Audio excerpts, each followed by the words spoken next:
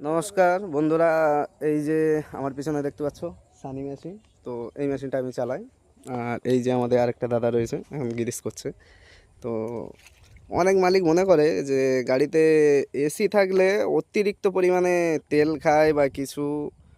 তো আমরা যেটা বলি, আমরা হচ্ছে ডবল ড্রাইভারের মেশিন চালাচ্ছি।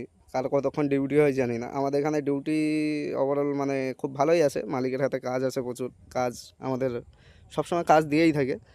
তো আমাদের এই যে এই মালিকের দুটো মেশিন রয়েছে, দুটো মেশিনই সব এসি মেশিন। তো আমরা নিজেরাই হচ্ছে কথা দিয়ে মালিককে বলেছিলাম যে দোকানে 18 ঘন্টা আমরা নিজেরাই ডিউটি করে দেবো, কারণ আমাদের গরমের সময় এমনি ডিউটি করতে কষ্ট হতো।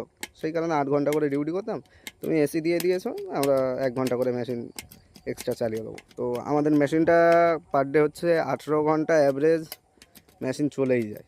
কোনো দিন 18 ঘন্টার নিচে নিচে হয় না, 18 ঘন্টা প্লাস হয়ে যায়, কিন্তু কম হয় না।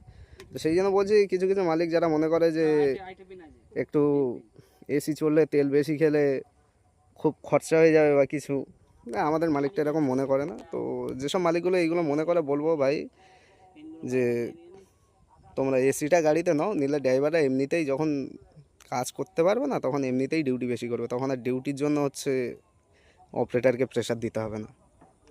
আর গাড়ির কোম্পানিগুলোকে বলবো, ভাই তোমরা সবসময় মালিককেই বাঁচানোর চেষ্টা করছো, একটু ড্রাইভারদেরকেও বাঁচানোর চেষ্টা করো। নন এসি ভেরিয়েন্টগুলো বন্ধ করে দাও, এমনিই মেশিন বিক্রি হবে, কোনো ব্যাপার না। সব কোম্পানিগুলো যদি নন এসি ভেরিয়েন্টটা বন্ধ করেই দেয়, মেশিন এমনিই চলবে।